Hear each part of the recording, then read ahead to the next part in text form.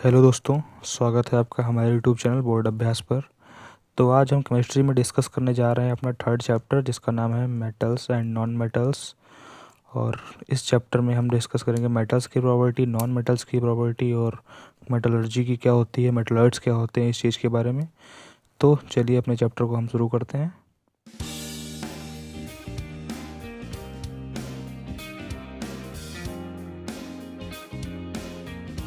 Elements होते हैं, elements को तीन टाइप से बांटा गया है। जैसे पहला बताया गया कि मेटल्स, दूसरा बताया गया कि नॉन मेटल्स, और तीसरा बताया गया है मेटलॉइड्स। ठीक है, तो मेटल्स क्या होते हैं? मेटल जैसे कि हम देखते हैं आयरन, जिंक, जो भी ये चीज़ें हैं, iron, zinc, copper, gold, silver, aluminium, ये सारी चीज़ें जो मेटल्स में आती हैं हमारी। नॉन मेटल्स क्या होते हैं? नॉन मेटल्स गैसेस होती हैं, जैसे chlorine, nitrogen, hydrogen, oxygen, sulphur, ये सारी चीज़ें नॉन मेटल्स होती हैं। और इनके अलावा, ये तो हो गए मेटल्स और नॉन मेटल्स, इसके अलावा क्या होता है? Apart from metals and non metals, some elements shows both properties of metals and non metals. मतलब कुछ ऐसे एलिमेंट्स होते हैं जो मेटल्स की भी प्रॉपर्टी शो करते हैं और नॉन मेटल्स की प्रॉपर्टी भी शो करते हैं। मतलब जैसे जो हमारी मेटल्स की प्रॉपर्टी होती है वो भी उनके अंदर होती हैं, और नॉन मेटल्स की प्रॉपर्टीज़ जो होती हैं वो भी उनके अंदर होती हैं। तो उनको हम बोलते हैं मेटलॉइड्स। जैसे सिलिकन, आर्सेनिक, जर्मेनियम, ये सारे आपके मेटलॉइड्स होते हैं। अभी हम इनकी प्रॉपर्टी डिस्कस करेंगे तो आपको क्लेरिफाई हो जाएगा कि क्या क्या प्रॉपर्टीज़ सिमिलर होती हैं और कौन कौन सी प्रॉपर्टी मेटल और नॉन मेटल्स की होती हैं।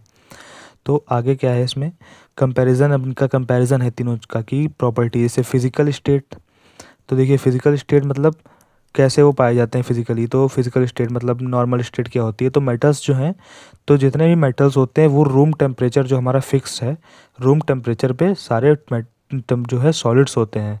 और वही नॉन मेटल्स की अगर बात करें तो नॉन मेटल्स क्या होते हैं? नॉन मेटल जो होते हैं सॉलिड और गैसेस में भी होते हैं, सॉलिड और gas. Non metals generally exist as solid and gases, लेकिन जो ये मेटल्स हमारे होते हैं, ये मेटल सिर्फ जो है सॉलिड में ही एग्जिस्ट करते हैं।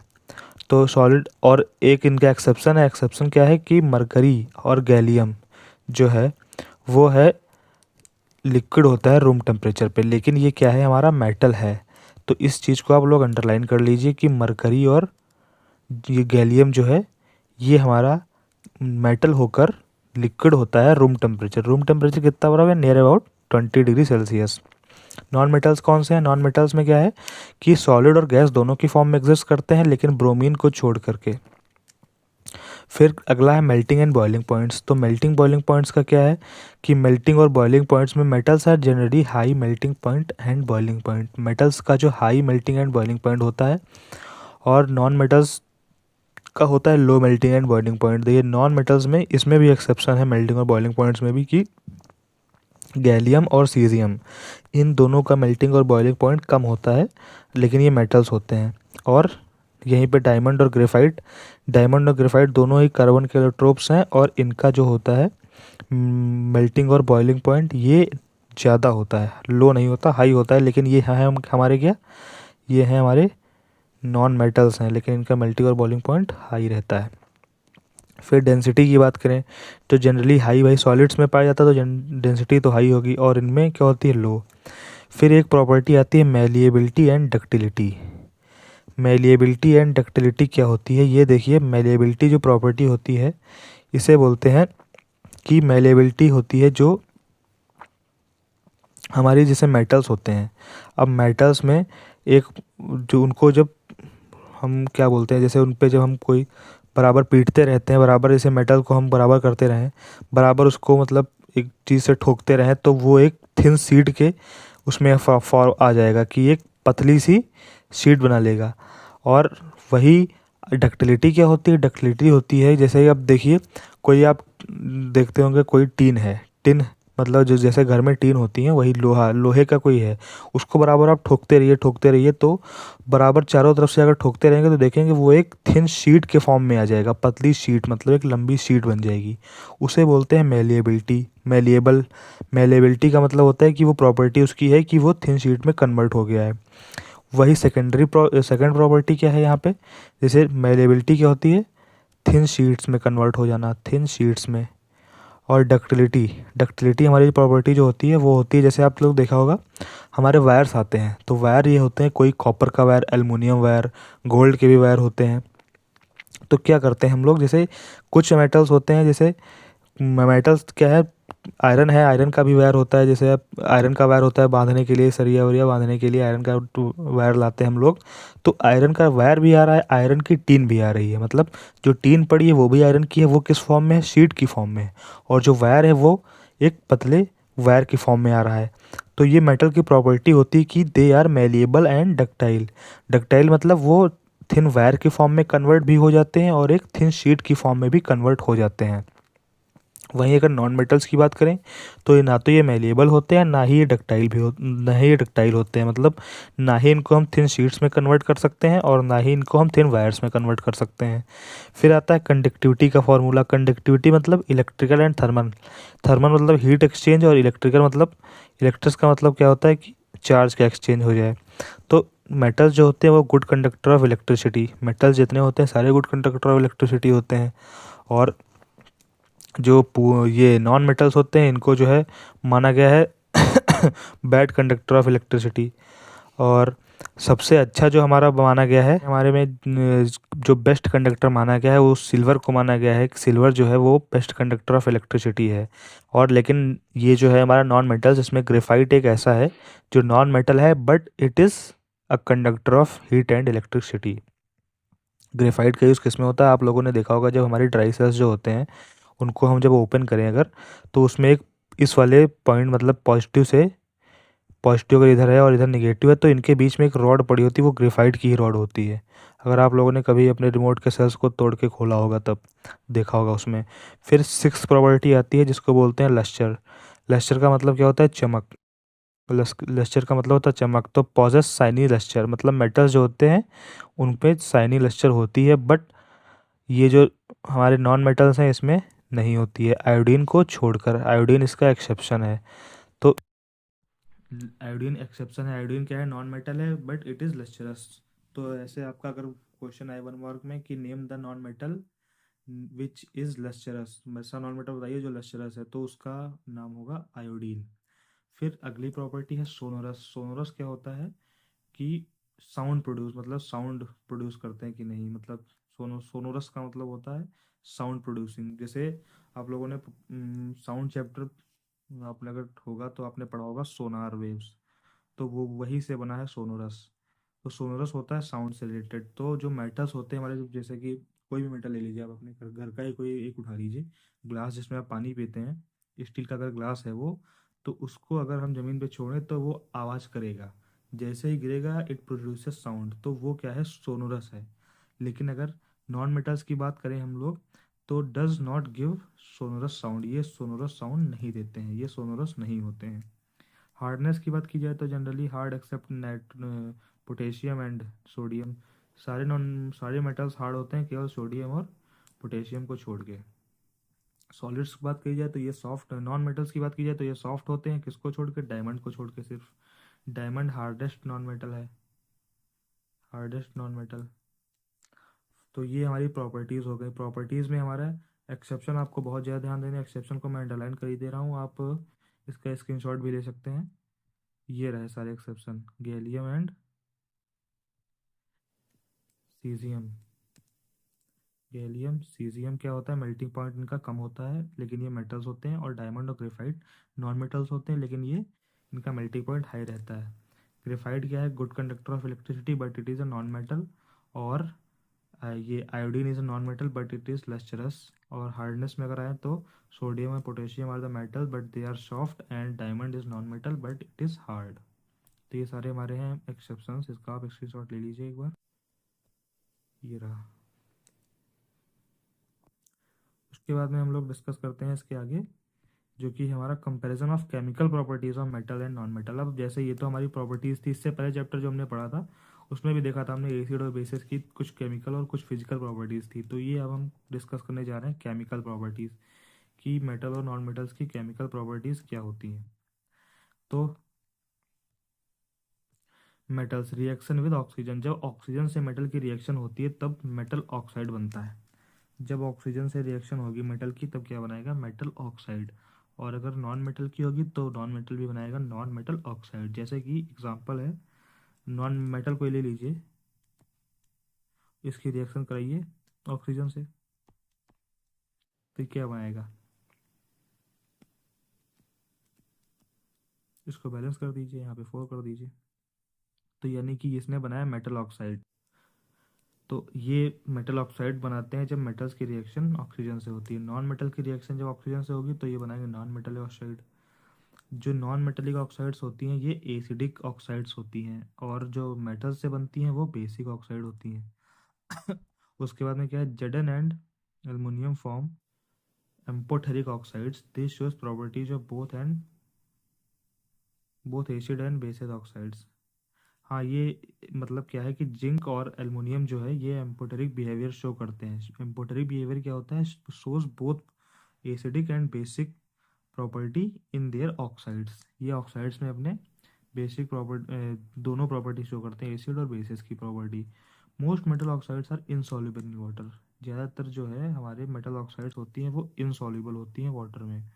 और नॉन मेटल ऑक्साइड्स क्या होती हैं, non metal oxides are soluble in water.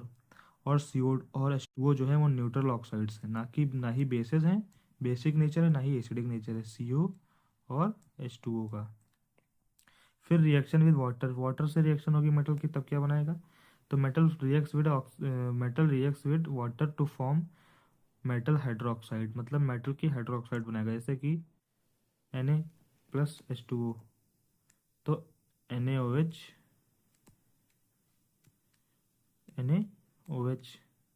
Plus H2 gas release करेगा ये।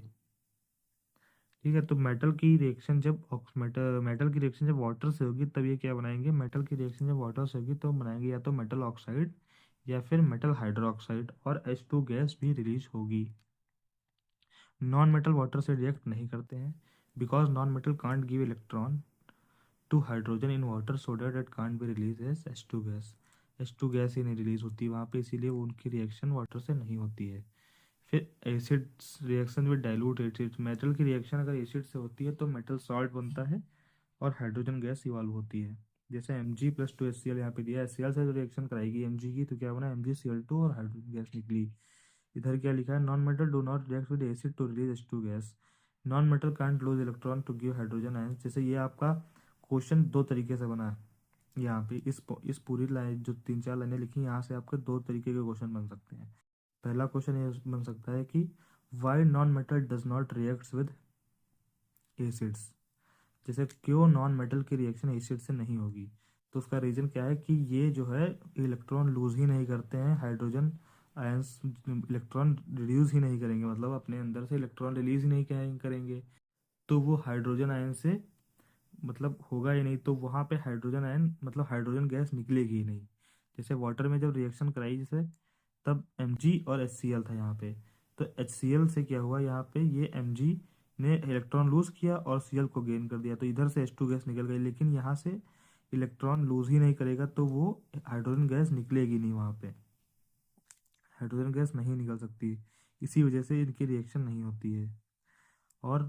और दूसरा क्या है कि यहाँ पे एक क्वेश्चन तो ये हो गया, why they not react with hydrogen. दूसरा दे दिया आपको, कोई नॉन मेटल दे दिया, जैसे नॉन मेटल दे दिया, उसकी रिएक्शन करवा दी, और उसकी रिएक्शन आपकी बोल दी उससे कि जो है करवानी है इसमें वाटर से एसिड से, तो एसिड से रिएक्शन नॉन मेटल की जब कराई हमने तो वो नो रिएक्शन, और उसको आपको फिल करने को दे दिया कि जैसे लिखा है CO2+HCl गिव्स आउट, तो ऐसे आपको फिल करने को दिया, तो यहाँ पे नो रिएक्शन, ये रिएक्शन ही नहीं हो सकती, इसी वजह से ये ये एक दूसरा तरीके का क्वेश्चन हो गया यहाँ पे।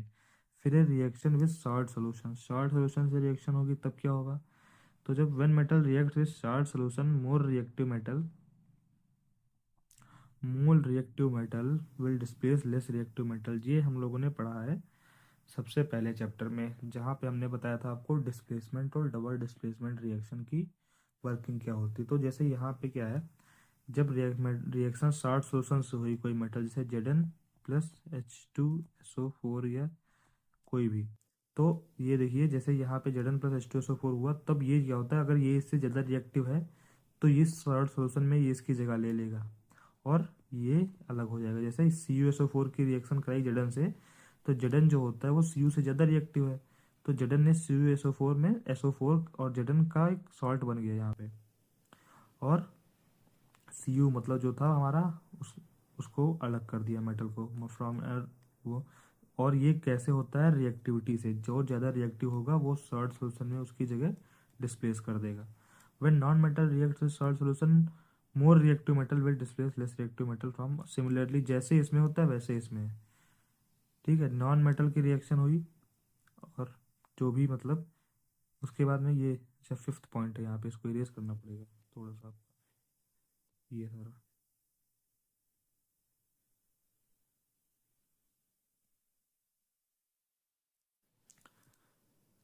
फिर ये आता है हमारा 6th पॉइंट क्या है, ये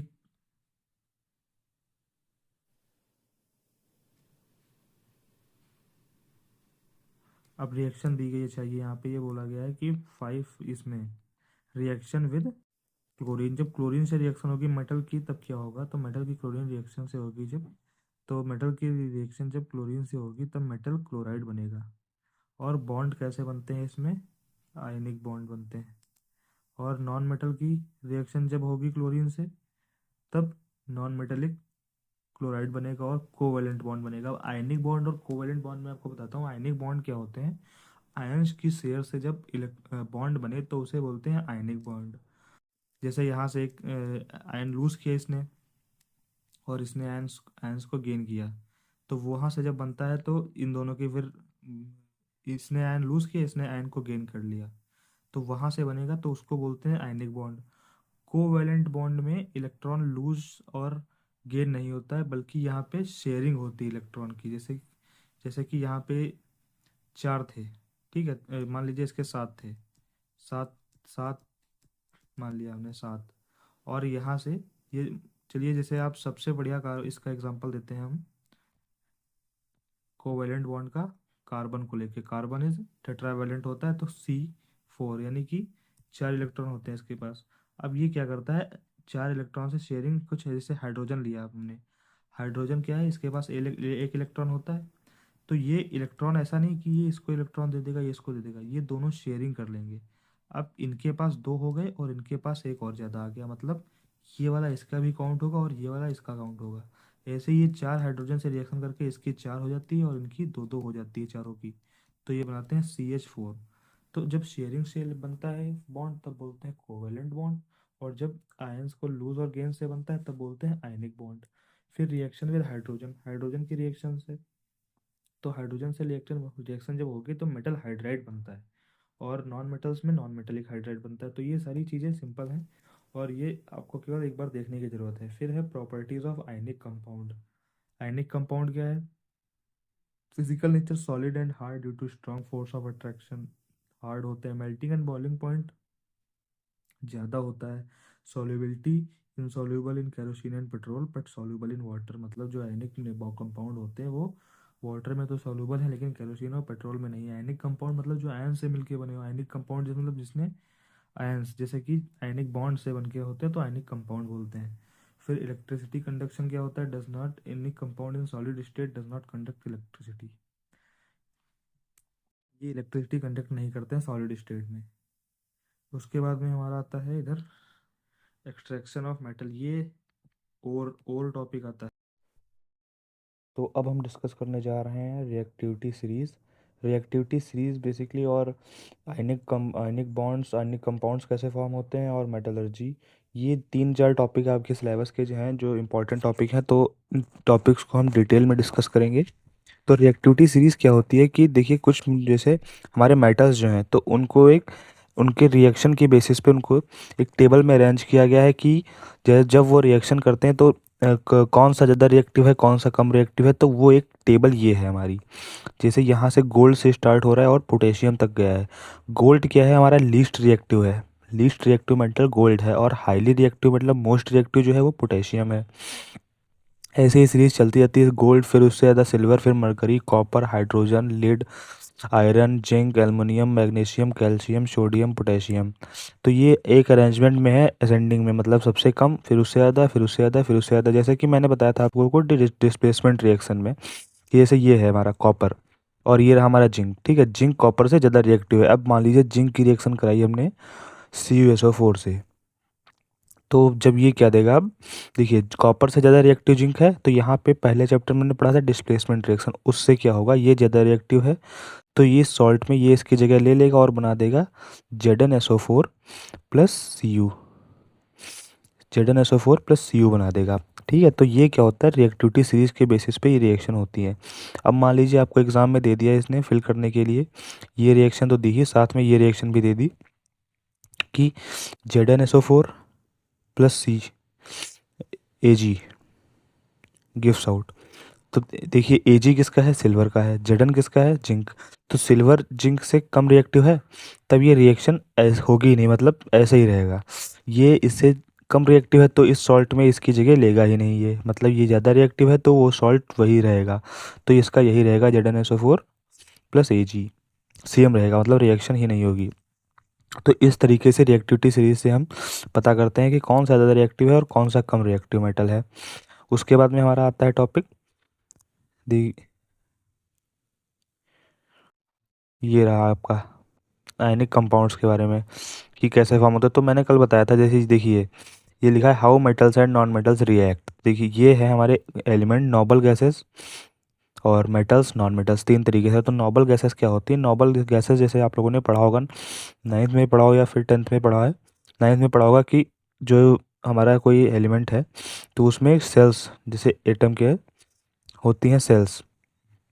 अब के सेल, एम, KLMN, इस तरीके से सेल होती हैं, ऐसे ऐसे, और बीच में होता है हमारा न्यूक्लियस। ये ऐसे करके सेल्स हैं, KLMN ऐसे। और हर सेल में, जैसे पहली सेल है ये, तो इसमें मैक्सिमम कैपेसिटी है 2 इलेक्ट्रॉन की, बाकी सबकी कैपेसिटी होती है 8 इलेक्ट्रॉन्स, मतलब मैक्सिमम 8 इलेक्ट्रॉन्स हो सकते हैं सेल में। तो उसी तरीके से नोबल गैसेस की हर एक लास्ट सेल में 8 इलेक्ट्रॉन्स है, मतलब ये रिएक्टिव ही नहीं होती हैं, ये किसी से रिएक्शन ही नहीं करती हैं। उसके बाद आते हैं मेटल्स। मेटल्स में क्या है, 1 2 3 8 8 1 2। तो इस तरीके से जब ये देखिए वही ये 1 2 3 1 2, तो इनके लास्ट सेल में 1 है 2 है 3 है 1 है 2 है, तो ये जो है बैलेंस होने के लिए रिएक्शन करते हैं। सेम यहाँ पे नॉन मेटल्स हैं, नॉन मेटल्स में भी ऐसे ही हैं, लास्ट सेल मतलब फुली फिल्ड नहीं है, इसकी वजह से वो रिएक्शंस करते हैं। तो जैसे मान लीजिए यहीं पे बता देते हैं आप लोगों को कि ये रहा, मान लीजिए मेटल है हमारा सोडियम Na को ले लिया हमने, Na, ठीक है। Na सोडियम की वैलेंसी कितनी है, 1, इसकी वैलेंसी है 1। और नॉन मेटल्स का एक ले लिया हमने, Cl ले लेते हैं, Cl की कितनी है 7, Cl की है 7, Cl की इसकी कितनी वैलेंसी है 1, इसकी कितनी है 7। तो अब देखिए आपने लॉस और गेन ऑफ इलेक्ट्रॉन पढ़ा होगा, तो जैसे कि ये Na है, Na क्या क्या है कॉन्फ़िगरेशन, Na का कॉन्फ़िगरेशन है 2,8,1। तो अगर ये अपनी लास्ट सेल से 1 इलेक्ट्रॉन रिलीज़ कर दे तो ये एक स्टेबल हो जाएगा। स्टेबल किस लिए हो जाएगा, क्योंकि लास्ट सेल में 8 इलेक्ट्रॉन्स प्रेजेंट है पहले से। अब अगर ये यहाँ से 1 इलेक्ट्रॉन रिलीज़ करेगा तब इसकी लास्ट सेल ये वाली होगी, और जिसमें 8 इलेक्ट्रॉन्स ऑलरेडी हैं, तब ये 1 इलेक्ट्रॉन लॉस करने से एक अपना स्टेबल हो जाएगा। और वहीं अगर Cl को देखा जाए तो Cl के पास 7 इलेक्ट्रॉन है। Cl का कॉन्फ़िगरेशन कितना है, 2,8,7। तो 2,8,7 ये है। तो अब अगर Cl को 7 इलेक्ट्रॉन या तो लूज़ करने पड़े या 1 इलेक्ट्रॉन गेन करना पड़े, तो अगर इसको एक इलेक्ट्रॉन गेन करना पड़ेगा तो इसके लिए वो ज़्यादा प्रॉफिटेबल है। तो अगर Cl 1 इलेक्ट्रॉन गेन कर ले तो वो भी स्टेबल हो जाएगा, और अगर सोडियम 1 इलेक्ट्रॉन लॉस कर दे तो वो भी स्टेबल हो जाएगा। तो होता क्या है, ये Na जो है ये अपना लास्ट वाला इलेक्ट्रॉन रिलीज़ करके अपने ऊपर प्लस चार्ज ले लेता है, और Cl वो जो इलेक्ट्रॉन यहाँ से आया है ये वाला इलेक्ट्रॉन, और Cl क्या है, Cl को 1 इलेक्ट्रॉन चाहिए, तो Cl क्या करता है, ये वाला इलेक्ट्रॉन जो है ले लेता है। अब ये इलेक्ट्रॉन था एक इसके पास गया, लास्ट सेल में कितना हो गया, +1 8 हो गए। तो ये भी बैलेंस्ड और ये भी बैलेंस्ड, तो इनके रिएक्शन होके मिलता है NaCl। तो नॉन मेटल्स और मेटल्स की रिएक्शंस जो होती हैं वो हमारी होती है आयनिक बॉन्ड के बेस पे। जैसे कि यहाँ पे इसी का एग्जांपल दिया गया है 281, इसने एक इलेक्ट्रॉन लूज़ किया, Cl ने वो इलेक्ट्रॉन गेन करके एक बना लिया, अब NaCl की रिएक्शन होके NaCl बन गया, मतलब हमारा सोडियम क्लोराइड का फॉर्मेशन हो जाता है। तो इस तरीके से हमारा होता है आयनिक कंपाउंड बनते हैं, और नॉन मेटल्स और मेटल्स की रिएक्शन किस तरीके से होती हैं। उसके बाद आगे हम देखते हैं, जैसे ये अगला एग्जांपल दिया है Mg और Cl का। अब Mg की कितनी वैलेंसी होती है? Mg की वैलेंसी होती है 2। मैग्नीशियम की 2 वैलेंसी होती है, ठीक है। और Cl की कितनी होती है? Cl की होती है 1। Cl की 1 वैलेंसी होती है। तो अगर Mg यहाँ से 2 लूज़ कर दे, मतलब Mg 2+ चार्ज ले ले अपने पर, जितने लूज़ करेगा उतना ही चार्ज आएगा। तो Mg 2+ अगर हो जाए तो ये 2 इलेक्ट्रॉन इसने हटा दिए, और वो 2 इलेक्ट्रॉन किसके पास चले गए? Cl के पास। अब Cl के पास जब वो इलेक्ट्रॉन गए तो उसने क्या किया? अब देखिए यहाँ पे मैं इधर बताता हूँ आप लोगों को, ये Mg है, Mg ने 2 इलेक्ट्रॉन्स की अपने लॉस किए। अब यहाँ पे Cl था हमारा, Cl की कितनी होती है? 1। तो एक इलेक्ट्रॉन इसने ले लिया, ये एक इलेक्ट्रॉन लिया, ये Cl हो गया स्टेबल। अब बचा कितना इलेक्ट्रॉन? एक इलेक्ट्रॉन और बचा, तो उसके लिए फिर से Cl से रिएक्शन हुई, और एक इलेक्ट्रॉन उसने ले लिया, वो भी हो गया स्टेबल। तो Mg की रिएक्शन हुई Cl और Cl, यानी कि 2 Cl थे, MgCl2, और ये कंपाउंड बना हमारा MgCl2, मैग्नीशियम क्लोराइड। तो देखिए यहाँ पे इसने 2 इलेक्ट्रॉन लूज करके कर दिए, और Cl 2 थे, एक एक ले लिया और वो स्टेबल हो गया। तो इसी तरीके से होता है। अगर हम देखें डायरेक्टली तो Mg और Cl, Mg की वैलेंसी कितनी थी? 2+, Mg की वैलेंसी थी हमारी 2+, और Cl की थी माइनस। तो क्या होता है जब इसकी रिएक्शन होती है तो इसकी वैलेंसी इसके साथ, इसकी वैलेंसी इसके साथ लिख देते हैं डायरेक्टली। अगर देखें तो Mg और Cl, और इसकी वैलेंसी थी कितनी? 2, तो यहाँ पे MgCl2 ये कंपाउंड बन गया हमारा। फिर आती हैं properties of ionic compound. Properties of ionic compound में क्या है? तो है physical nature, ionic compounds are solid and somewhere hard because of strong force of attraction between positive and negative ions. ये हार्ड होते हैं और सॉलिड्स में होते हैं क्योंकि इलेक्ट्रॉन से मिलके बने हैं ये बॉन्ड्स, और इलेक्ट्रॉन्स के बीच में अट्रैक्शन हाई होता है। फिर है melting and boiling point, high melting and boiling point, इनका मेल्टिंग और बॉइलिंग पॉइंट हाई रहता है हमारा इंटर आयनिक अट्रैक्शन की वजह से, क्योंकि वो जो बॉन्ड होते हैं उनको ब्रेक होने में ज़्यादा एनर्जी लगेगी इसी वजह से। Solubility, electrovalent compounds are generally soluble in water and insoluble in solvents like kerosene and petrol. तो electrovalent compounds are generally soluble in water, ये जो होते हैं ये वाटर में तो सॉल्युबल हैं, लेकिन केरोसिन और पेट्रोल में सॉल्युबल नहीं होते हैं। फिर एक conduction of electricity, conduction of electricity in soluble movement of charge particles. Any compound in solid state do not conduct electricity because movement of ion in solids is not possible.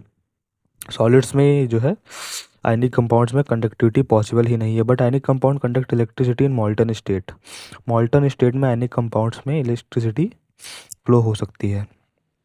तो ये था हमारा ionic compounds के बारे में कि कैसे ionic compounds form होते हैं, आयनिक बॉन्ड्स क्या होते हैं। उसके बाद में हमारा आता है अकरेंस ऑफ मेटल्स। अब ये है हमारी मेटलर्जी। मेटलर्जी क्या होता है कि मेटल्स को एक्सट्रैक्ट करना उनके ओर से, तो उसे बोलते हैं मेटलर्जी। तो मेटलर्जी में क्या होता है? Extraction of metals. मेटल को कैसे एक्सट्रैक्ट किया जाता है? तो देखिए ओर मिला है हमें कोई, अब ये स्टेबल से आप सीधे समझिए। मान लीजिए हमें कोई ओर मिला है, ओर का मतलब होता है कि प्योर फॉर्म में नहीं मेटल होता है, कंपाउंड के फॉर्म में एग्जिस्ट करेगा अर्थ क्रस्ट पे। तो ये 2 तरीके से पाया जाता है, या तो वो जो है प्योर फॉर्म में होगा, और या फिर एक्सट्रैक्शन ऑफ मेटल्स क्या लिखा है यहाँ पे? सब metals found in earth crust in pure state, free state, या तो फ्री स्टेट में होंगे या तो उनके कंपाउंड्स में फॉर्म होंगे। तो उन कंपाउंड्स को, मतलब कंपाउंड्स में जो होते हैं उनको एक्सट्रैक्ट करते हैं, उसी को बोलते हैं मेटलर्जी। और जो उसे बोलते हैं जो कंपाउंड्स में होते हैं, प्योर फॉर्म में नहीं होते हैं। तो कंसंट्रेशन ऑफ ओर, अब देखिए ये ओर जो हमको मिला वो 3 तरीके से क्लासीफाई कर दिया हमने। पहला तरीका, उसमें जो मेटल है वो हाईली रिएक्टिव है, metals of medium reactivity, metal of low reactivity, 3 तरीके से। अब जो हाईली रिएक्टिव है उसका क्या है? इलेक्ट्रोलिसिस ऑफ मॉल्टन और प्योर मेटल, मतलब उसकी इलेक्ट्रोलिसिस करने से ही हमको प्योर मेटल उसमें से एक्सट्रैक्ट होके मिल जाएगा। और जो मीडियम रिएक्टिविटी के हैं, मीडियम रिएक्टिविटी क्या है, वो भी दो तरीके से, एक कार्बोनेट और होगी और एक सल्फाइड और होती है। कार्बोनेट और को क्या करते हैं, कैल्सिनेशन, अभी बताएंगे क्या होता है। और तो सल्फाइड और होती है, उसको रोस्टिंग से निकालते हैं, मतलब उसको रोस्टिंग कर प्रोसेस करके उससे मेटल की ऑक्साइड बनती है। फिर उससे रिडक्शन टू मेटल मतलब प्योरिफिकेशन, सीधा मेटल बन जाता है उसके बाद में हमारा आता है लो रिएक्टिविटी। लो रिएक्टिविटी क्या है, जैसे सल्फाइड ओर्स, इनको रोस्टिंग करके मेटल मिल जाता है। ये जो हाई लो ये मीडियम ये आप समझ रहे हैं, ये है हमारा इस सीरीज से, जैसे कि के यानी ये सारे हाई रिएक्टिव बने गए हैं तो ये इलेक्ट्रोलिसिस से बनेंगे। Z N F E P B C U, ये सारे रिड्यूसिंग टू कार्बन। और ये ए जी ए यू, ये फाउंड इन नेटिव स्टेट्स, मतलब नेटिव स्टेट मतलब फ्री में, जैसे कि यहाँ पे लिखा है metal found in earth some are from they the metal at the bottom of the activity series are less reactive they found in free state. जो नीचे सीरीज में ये फ्री स्टेट में ही पाए जाते हैं। और उसके बाद में हम देख रहे हैं ये इनरिचमेंट ऑफ ओर्स एक्सट्रैक्टिंग, ये रहा हमारा, देखिए metals of low reactivity are very unreactive, these the oxides of metal can be reduced to metal by heating alone. जब जो हमारे लो रिएक्टिव मेटल हैं उनको हम डायरेक्टली निकाल सकते हैं, डायरेक्टली क्या कर सकते हैं उनका हीट करके, मतलब उनको सिर्फ हीट दे करके हम उनसे मेटल को अलग कर सकते हैं। जैसे ये रहा हमारा एच जी एस, ये हमारा सिनेबार को हमने लिया और उसको हमने हीट किया जब, तो एच जी ओ हमको मिला। एच जी ओ को फिर से हीट किया तो यहाँ से एच जी मतलब मरकरी अलग हो गया। तो इस ये केवल हीटिंग प्रोसेस से ही हम लो रिएक्टिव मेटल से मेटल को फॉर्म कर सकते हैं। उसके बाद आता है extracting metals in middle activity. जो मिडिल के होते हैं उनमें क्या होता है, the metals in a medium-reactive series modernly reactive, these are usually present in sulfide. It is easier to obtain metals as compared to sulfides and carbonates. These prior to reduction, the metal sulfides and carbonates convert into metal oxide by heating strongly in presence of excess air. This process is known as roasting. What is the roasting?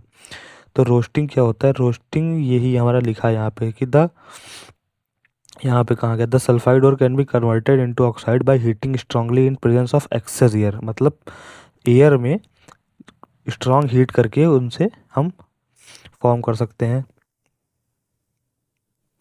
Metal को वहाँ से extract कर सकते हैं। और क्या है, the carbonate ores are change into oxide by heating strongly in limited air. देखिए लिमिटेड एयर का मतलब और एक्सेस एयर का मतलब, फ्रीली आप अगर कर रहे हैं तो उसे रोस्टिंग बोलेंगे, और लिमिटेड एयर मतलब किसी लिमिट, लिमिटेड एयर मतलब या फिर चैम्बर टाइप से कर रहे हैं चैम्बर के अंदर, तो उसको बोल देंगे हम कैल्सिनेशन। तो कैल्सिनेशन हमारा हो गया लिमिटेड एयर के अंदर अगर स्ट्रांगली हीट दे रहे हैं ओर को, और वो हाँ प्रोसेस ऑफ रोस्टिंग, रोस्टिंग अगर हो गया कि सल्फाइड ओर को कन्वर्ट करते हैं ऑक्साइड में by heating strongly in presence of excess air, और कार्बोनेटेड ओर को ऑक्साइड्स में चेंज करते हैं by heating strongly in presence of limited air. तो ये दोनों टॉपिक हो गए हमारे रोस्टिंग और कैल्सिनेशन। उसके बाद में हमारा आता है the metal oxide are used to corresponding by using suitable reducing agent of carbon such as carbon, for example when zinc oxide is heated with carbon it reduced to metal zinc। तो ये carbon से reaction करा के zinc और को form किया है यहाँ पे। और अगला है हमारा besides of carbon to reduce metal oxide metal sometime displacement reaction can be used a highly reactive metal as such as sodium is using reducing agent because they displace metals in low reactivity from there। जैसे कि अभी बताया था कोई लो reactivity, जैसे कोई मान लिया हमने मेटल ले लिया, यहाँ पे 3MnO2 लिया इन्होंने और उसकी Al एल्युमिनियम से रिएक्शन कराई, तो एल्युमिनियम जो है वो उससे ज़्यादा रिएक्टिव है Mn से। मैग्नीज़ क्या करेगा, मैग्नीज़ ऑक्साइड से मैग्नीज़ को डिस्प्लेस कर देगा और मैग्नीज़ अलग हो जाएगा और एल्युमिनियम अपना अलग बना लेगा। एल्युमिनियम पाउडर जब बोला गया या Al2O3, तो वो अलग हो जाएगा हमारा। तो ये प्रोसेस एक displacement reaction by reactivity of the metals, इससे भी एक्सट्रैक्ट किया जा सकता है मेटल्स को। उसके बाद में आता है हमारा the displacement reaction are highly exothermic, the amount of heat evolve is so large the metal produce in molten state. In fact, the reaction the iron oxide with aluminum is joined railway tracks, crack machine part. This known as thermit reaction।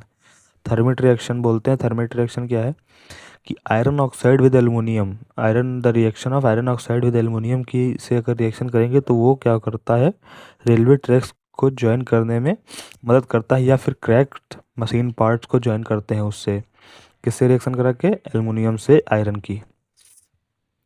फिर है extracting metals toward the top of reactivity. अब जो top of reactivity series है उनको हमने बताया था electrolysis से करते हैं। तो क्या है, electrolytic refining, many metals such as copper, zinc, tin, nickel, silver, gold are refined electrolytically. In this process the impure metal is made the anode and the thin strip of pure metal is made the cathode. A solution metal salt is used as an electrolyte. An apparatus is set up down in figure 3.12. On passing the current through the electrolyte, the pure metal forms the anode dissolved in electrolyte. The equivalent amount of pure metal from the electrolyte deposited on cathode and the insoluble impurities were settled down at the bottom of anode, such known as and are known as anode mud. ये क्या होता है हमारा, जैसे ये हमारा लिया गया, ये कोई लिया है हमारा, इन्होंने वेसल ली है और इस वेसल में इन्होंने वो हमारा सॉल्यूशन रख दिया। ठीक है, अब इस सॉल्यूशन में जो कैथोड और एनोड लगाया गया, एनोड क्या था, कैथोड क्या था, प्योर मेटल का था, यहाँ पे लिखा हुआ है the pure metal from the anode dissolves in electrolyte and ये रहा the impure metal is made the anode and the strip of pure metal is made the cathode. ठीक है, एनोड था ये हमारा प्योर का और ये इम्प्योर का था। अब इसमें जब हमने करंट पास किया तो यहाँ से जो है जो प्योर मेटल था इस सॉल्यूशन का वो चला गया इस पे कैथोड पे, और जो इम्प्योरिटीज़ वाला था वो इस बॉटम पे रह गया, उसे बोलते हैं एनोड मड। ठीक है, तो ये होता है इलेक्ट्रोलिटिक रिफाइनिंग। तो इसमें क्या है, दो हमारी रॉड्स लगाई गई, एनोड और कैथोड। एनोड जो था वो इम्प्योर था और कैथोड जो था वो प्योर मेटल से था। तो इसमें जो प्योर था हमारा, जो मेटल था हमारा, वो इस पे आ गया, इस वाले पे, और ये हमारा कैथोड पे आ गया, और जो हमारा एनोड मड मतलब जो इम्प्योरिटीज़ एडेड थी उसमें इम्प्योरिटीज़ वो इस वाले एनोड पे आ गई। तो इससे भी इलेक्ट्रोलिसिस से भी हम लोग मेटल को अलग कर सकते हैं, मेटल को सॉल्यूशन से। उसके बाद में आता है हमारा टॉपिक कोरोजन। कोरोजन क्या होता है, कोरोजन आपको पता होगा, कोरोजन में the silver articles from the black and when expose to air, this is because reaction with sulphur and coating of sulphide. Copper react with moist oxygen iron when expose to moist air, coating of brown flaky substance called rust. तो ये क्या है, जैसे silver को हमने छोड़ दिया तो form a coating of silver sulphide, sulphur से रिएक्शन करा के सिल्वर सल्फाइड बनता है, कॉपर का कार्बोनेट बन जाता है, तो एक लेयर बन जाती है ऑक्साइड या किसी भी चीज़ की, तो उसको बोलते हैं हम, जैसे आयरन पे बन जाती है ऑक्साइड की तो उसको बोलते हैं रस्टिंग हो गई आयरन पे। उसी तरीके से सिल्वर और कॉपर भी होता है, तो उसी को बोलते हैं हम लोग कोरोजन। अब प्रिवेंशन ऑफ कोरोजन में कई टॉपिक आते हैं। प्रिवेंशन ऑफ कोरोजन में क्या आता है, the rusting of iron can B. अब आयरन की रस्टिंग जो होती है, मुरझा जो लगता है आयरन पे, उसको कैसे हटा सकते हैं, तो the rusting of iron can be prevented by painting, oiling, greasing, galvanising, chrome plating, anoding, anodising and making alloys. Painting जो हम लोगों ने घर पे देखा होगा, हमारे जितने भी घर पे लोहे की चीज़ें होती हैं, गेट या फिर विंडोज़, उस पे सब में हम लोग पेंटिंग करके रखते हैं। पेंटिंग इसीलिए करते हैं कि वो बाहर के मॉइस्चर और ऑक्सीजन से रिएक्शन करके रस्टिंग कोरोजन ना हो उसमें, इसीलिए पहला तो आता है हमारा पेंटिंग ही। ऑयलिंग भी करते हैं, ऑयलिंग, ग्रीसिंग भी, ग्रीस का पता ही होगा आपको, जैसे साइकिल वाइकल में ग्रीस व्रीस लगाते हैं, तो उससे भी हम लोग रस्टिंग को रोक सकते हैं। फिर हमारा आता है एलॉय। एलॉय बनाकर भी इसे उसमें कोई दूसरा कोई एलिमेंट ऐड कर दें जो कि रिएक्टिव, जो कि मतलब उसको प्योर फॉर्म में ना रहने दे, तो उससे क्या होता है, उस पर उसको जो है हम लोग रस्टिंग से बचा सकते हैं। फिर गैल्वेनाइजेशन प्रोसेस क्या है, it is a protecting steel and iron from rusting by coating them with thin layer of zinc. Zinc के लेयर से अगर पेंट कर दें आयरन या सिल्वर को, तो उस पर हम लोग स्टील को, तो क्या होता है वो, उसको हम रस्टिंग से बचा सकते हैं। क्या करते हैं, गैल्वेनाइजेशन में थिन लेयर ऑफ जिंक, उस पर प्लेट मतलब थिन लेयर ऑफ जिंक की उस पर एक लेयर बना देते हैं। A galvanised article is protected against rust even if zinc coating is broken. Can you reason this out. अब क्या होता है कि जो अगर उसकी लेयर भी हट जाए अगर जिंक वाली, तब भी वो प्रोटेक्टेड रहता है उस जो है रस्टिंग से। एलॉयज, फिर आगे आता है हमारा alloy. Alloy is very good method to improve properties of metal weak and desired, for example iron is the most widely alloy. मैंने बताया एलॉय क्या होता है, when iron is mixed with nickel and chromium we get stainless steel. अब देखिए stainless steel जो होती है हमारी उसमें रस्टिंग नहीं होती है, लेकिन आयरन में होती है, तो वही है एलॉय। एलॉय को क्या किया, निकल या क्रोमियम से हमने रिएक्शन कराई, तो मतलब उसमें ऐड कर दिया, तो उसको होता है हमारा स्टेनलेस स्टील का फॉर्मेशन हो जाता है, और वो hard and does not rust, वो रस्ट उसमें रस्ट नहीं आती है। If iron is mixed with some other properties its some other substance its properties is changes. The substance added may be metal और नॉन मेटल, मेटल भी हो सकता है नॉन मेटल भी हो सकता है एलॉय में। एलॉय में कोई भी मेटल नॉन मेटल को मिला सकते हैं। An alloy is a homogeneous mixture of two or more metals or metal. ये आ रही है आपकी डिफिनेशन व्हाट इज एलॉय, तो alloy is a mixture of two or more homogeneous mixture of two or more metals or a metal and non metal. It is prepared by first melting the primary metal, मतलब जो हमारा main metal है जैसे iron था उसको निकल से किया गया, तो iron melt and then dissolve the other elements in the definite proportion. It is cooled at room temperature, और उसमें उसी प्रोपोर्शन में जो हमारे निकल या क्रोमियम जैसे मिलाना था आयरन में, तो उस प्रॉपर प्रोपोर्शन में उसी लिक्विड फॉर्म में जो हमने उसको मेल्ट किया था उसमें मिलाकर बना सकते हैं। तो ये था हमारा एलॉय का फॉर्मेशन। फिर if one metal is mercury then alloy is known as amalgam. अगर कोई एक मेटल हमारा मरकरी है उसमें से, तो उसको बोलेंगे एलॉय ऑफ एमेलगम, मतलब एमेलगम बोलते हैं उसको, amalgam. And electric conductive melting boiling point alloy less than the pure metal, जैसे कि आयरन का जितना मेल्टिंग एंड बॉइलिंग पॉइंट था एलॉय का उससे कम ही रहेगा। For example brass and alloy of copper and zinc and bronze are alloy of copper and tin are not a good conductor of electricity whereas copper is used to making electricity. मतलब क्या बताया गया है यहाँ पे, brass और जो है हमारा जिंक ये हैं हमारे, and bronze are the alloy of copper and tin, ये सारे कॉपर और टिन के एलॉय हैं, लेकिन ये गुड कंडक्टर ऑफ इलेक्ट्रिसिटी नहीं है। और ये जो है हमारा कॉपर, उसके वायर्स हमने देखे आते हैं, तो वो एक कंडक्टर ऑफ इलेक्ट्रिसिटी है। तो वही बताया गया कंडक्टिविटी भी डिक्रीज कर जाती है और मेल्टिंग एंड बॉइलिंग पॉइंट भी करता है। फिर है हमारा, ये हमारा यहाँ पे चैप्टर ख़त्म हो जाता है। तो हमने इस चैप्टर में देख लिया है सारा, पूरा ऑल ओवर डिस्कशन हो गया है, ये लास्ट में दिया है। अब ये हम देख लेते हैं एक बार व्हाट यू हैव लर्न में। तो स्टार्ट करते हैं सबसे लास्ट पॉइंट से, क्योंकि जो आपने अभी पढ़ा है क्या है, non metals do not displace hydrogen from dilute acid, they react with hydrogen to form hydrogen oxides. Hydrogen से रिएक्शन नहीं करते हैं डाइल्यूट एसिड में, और नॉन मेटल्स क्या बनाते हैं, हाइड्रोजन टू फॉर्म हाइड्राइड्स का, मतलब हाइड्राइड्स को फॉर्म करते हैं। Non metal from oxide way oxide which are either acidic or neutral, मतलब ये भी हमने देख लिया point. Non metals are negatively charge ion and gain electron with reacting with metals. अब non metal negative charge ion होते हैं और गेन करते हैं इलेक्ट्रॉन किससे, मेटल से। फिर है नॉन मेटल्स जनरल। अब ये सारी प्रॉपर्टीज़ है, मेलेबिलिटी क्या होती है नॉन मेटल्स में नहीं होती, डक्टिलिटी भी नहीं होती है, बैड कंडक्टर ऑफ इलेक्ट्रिसिटी भी होते हैं, किसको छोड़ के, ग्रेफाइट को छोड़ के। और हमारा बताया गया the surface of metal and iron such as corrode expose into air locked this phenomenon is known as corrosion.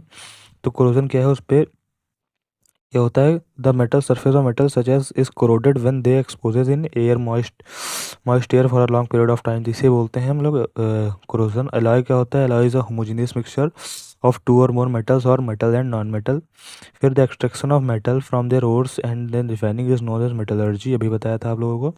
Metal occurs in nature as free element and their compounds, या तो फ्री में होंगे एग्जिस्ट करेंगे या फिर compounds में exist करेंगे। Free में मोस्टली कौन एग्जिस्ट करते हैं, लो इन द रिएक्टिविटी सीरीज, मतलब जो रिएक्टिविटी सीरीज में लास्ट में है वो ज़्यादातर लो पे एग्जिस्ट करते हैं।